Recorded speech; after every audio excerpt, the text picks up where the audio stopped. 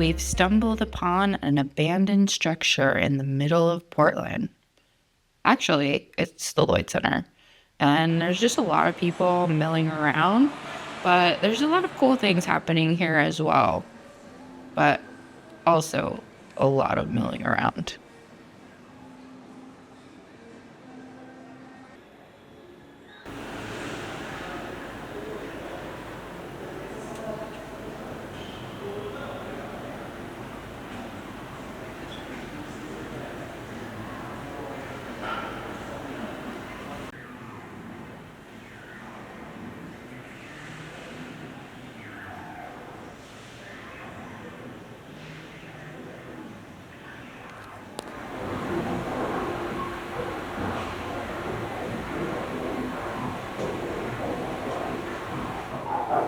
Welcome to another episode of Cheechable LIVN.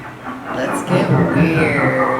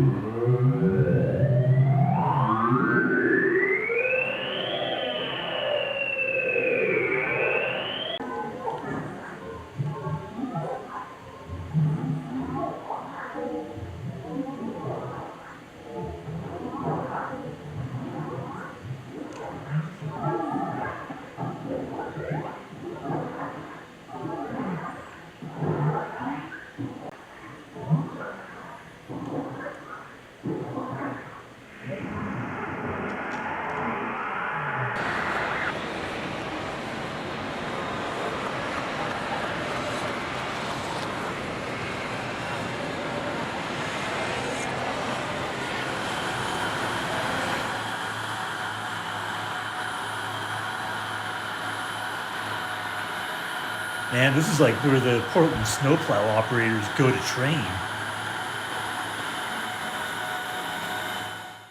Yeah, we had one guy stop by one day. It's like, what is this place? I said, we're a synthesizer library. He said, synthesizer? I said, I said Synth Library. He said, synth? Is it like synthesizer? Is synthesizer? I said, like electronic music? He said, electronic music. And then he walked on. Alright, so my name is John DeReese, and I'm a volunteer at the Synth Library. I'm also the treasurer, and I serve as one of our facilitators. So during our open hours or our member hours, when people come by, I help people explore the instruments. One of my specialties is video art, so I like to show people our video station and how they can make interesting visuals to maybe pair with their music.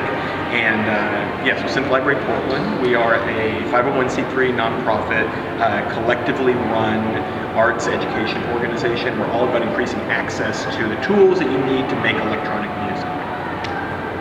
This is a collection of what are known as like groove boxes. So the idea behind a groove box being that it's a contained device that has its own 16-step song you can program into it. And these are from Chord, which is a Japanese synth manufacturer that's one of the biggest in the world. And they make really, really cool instruments. And their idea behind this line was to make things that are starter synths. So each one of these is less than $200, and they dive into one particular aspect of synthesis. And they're a great learning tool, and they're really fun. You can pair them all together, and this one does sort of drum sounds, like lead synth sounds, and sort of like pad sounds. So you can make some really cool tracks with just this setup. And then some of these are the items that we have in our lending program. People can take home and play with for 3 weeks at a time. Oh, great. Yeah.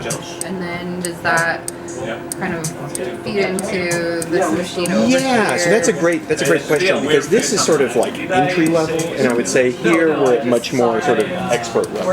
Okay. And this is almost in between. The Moog. Moog is named for an engineer from the East Coast, Bob Moog, who was one of the people that really shaped how synthesizers work. The ideas behind making electronic music do predate him, but the way of setting up a synthesizer to make that music, what they call East Coast style synthesis, is thanks to Bob Moog. So the company that Bob Moog founded still makes synthesizers, and they've generously donated a lot of units to us that we use in our teaching.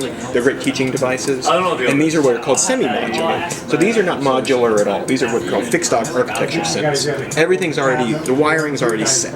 And so you can play the buttons, turn the knobs, but the signal routing is all determined. With a semi-modular, there's a lot of it that's been set and there's defaults, but there is some patching that you can do, using patch cables are a way for you to sort of say, I'm going to send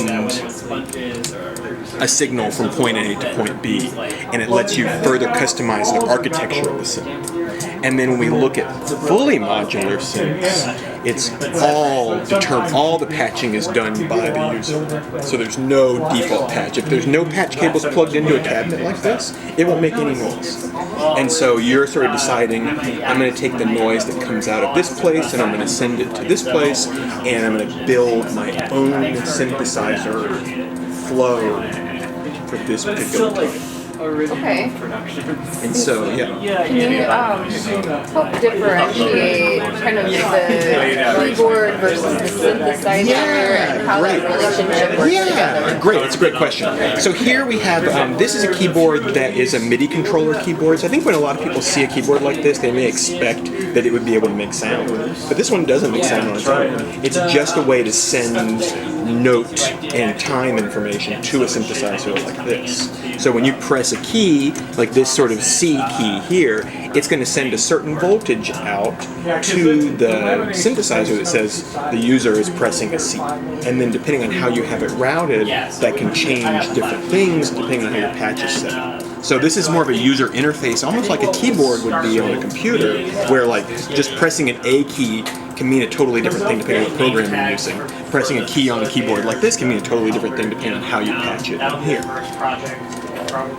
But we do have some keyboard synths that are much more like the traditional keyboard synths behind us, that are like how you picture going to see your favorite band, and they've got the keyboard and the sound and the keys are all part of one device. Okay. So yeah, we do have ones like that. And I will say, everything that you see here, like all the equipment, have donated. Oh, wow. Yeah, so we will buy like cables, or sometimes we pay somebody to repair something. But we're very fortunate that over the years we've had a lot of generous friends of the library, members of the library, manufacturers who have donated stuff to us, and so that's how we've been able to build the collection. With video, a lot of what people do for video effects these days can be easily accomplished on a computer. And so returning to video that is not being, like video effects that are not being made on a computer, is sort of an interesting retro exercise. It almost requires kind of what we call like sort of media archaeology. You've got to learn how to use old devices. There's a lot of affinity for these old CRT television screens, and sort of old broadcast devices. But the general idea is making something where the visuals are created in the moment. Whereas so often with computer graphics, you take your footage and you apply the effects to them in post. Here it's all about building a patch that lets you have the effects happen live. And so a lot of times that will involve some level of feedback, which is sort of what we're seeing here as a feedback patch, where in the darker parts of the frame, or maybe it's the lighter parts of the frame in this particular patch, the video is fed back into it and it creates these crazy black and white lines that we're seeing there. And so yeah, the video station incorporates, like I said, these older monitors. We have a camera here. This is similar to how we have the modular audio synthesizer stuff. This is modular video synthesizer. And so all the synthesizers are using voltage and electricity to produce a signal in a pattern.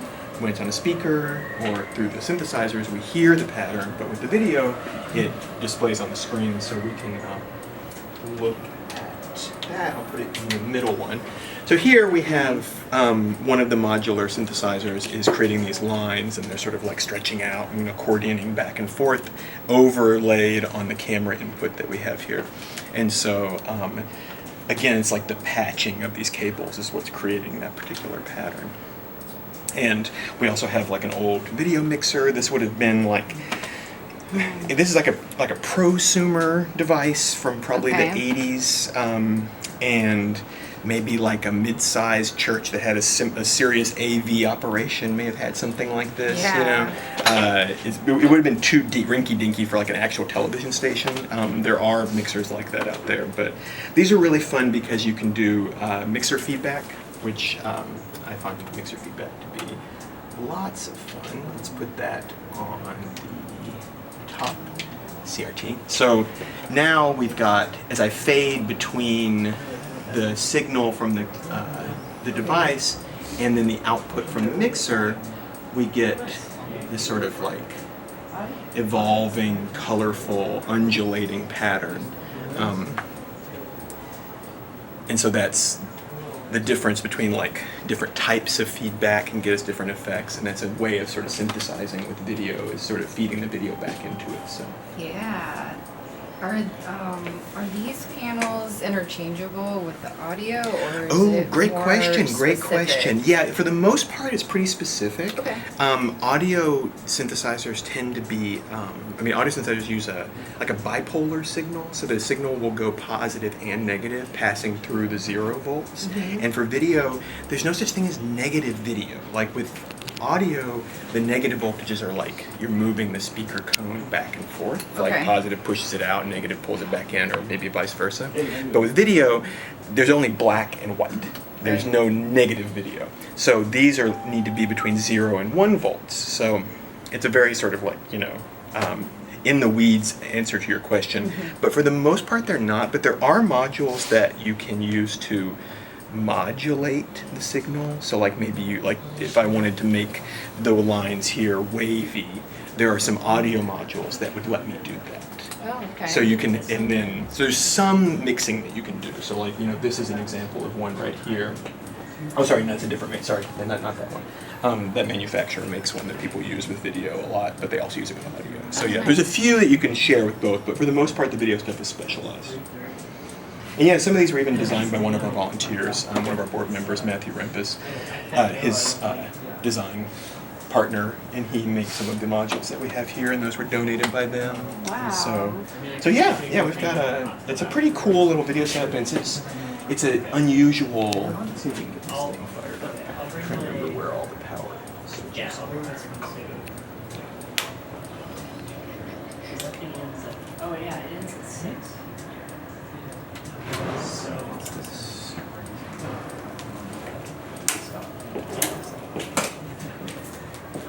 All right, great. So these are interesting monitors, and these are actually also modifying the video signal from the camera, as you can sort of see. Yeah. And so this was like a really early form of like computer graphics were made using this type of technique, where computers were not powerful enough to do 3D animation. Okay. And so what some engineers figured out was that if you use trigonometry and XYZ monitors like this, that you can make pseudo 3D animations. And so if you watched television in the 70s and 80s and ever saw like a WGBH Boston like intro where the letters kind of zoom in, or they were really popular on Monday Night Football, like it would like the sports text would like flip and rotate. They were made on a system called Scanimate that used this technology, but was the size of this room. Yeah. I love it. Yeah. I love the scale of tech and how it's just bouncing all around. Yeah, it's really interesting, and several of us here are just really interested in trying to find old things. Tektronix is they manufactured these monitors, and they're from Hillsborough, And so Oh, their okay. campus is out there. There's a museum, the Tektronix Museum, where they have all kinds of historical monitors like this. Oh, wow. It's really interesting stuff they have out there. We might have to check that out. Yeah, I really recommend it. Yeah. They have regular hours, but if you contact them, they will like schedule one-off tours if you want. Okay. But anyway, there's a lot of old Tektronix gear floating around the community for that reason, because their Okay. campus is out there. So yeah, it's really cool. That's exciting. Yeah, it's fun. Yeah.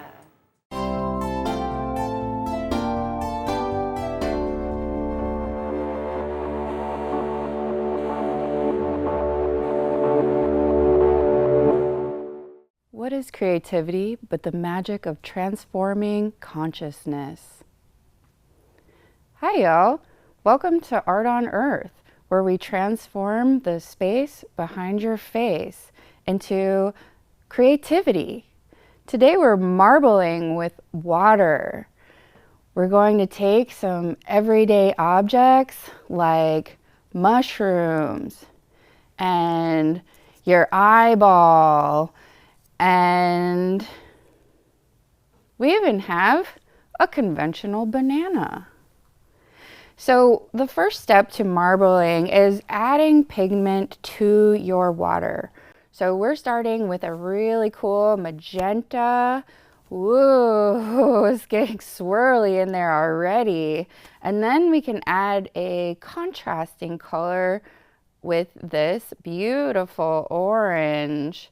And you kind of just get a little creative and artful with it. Make sure that you're getting those sweet swirls that you want to see on your object. So I really like this combo together. I think I want to add just a little bit more blue over to these sides, and then add some yellow for brightness and highlights.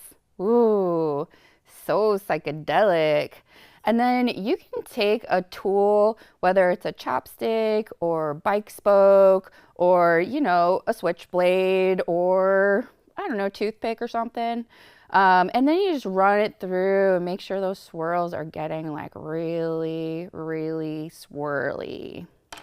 All right, so now we've got our artful soup. We're gonna take this banana and we just dip it in slowly and cover it in the marbling, just like that. How beautiful did that come out? Make sure you have your towels too to catch any of those drips. But I'm going to set that here and we'll dip another object. So we have this cool mushroom. You know, put googly eyes on it if you're kind of lonely. And we're going to just decorate it up. Dip it in and pull it out. Look at how swirly. Whoa. And then by now, all of us should be feeling really swirled out in our eyeballs. So let's go ahead and dip them right in too.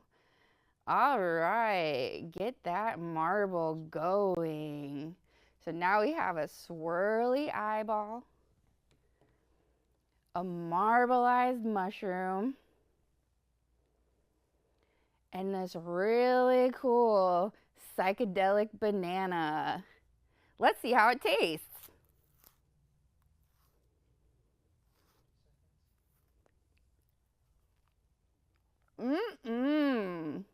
Very arty.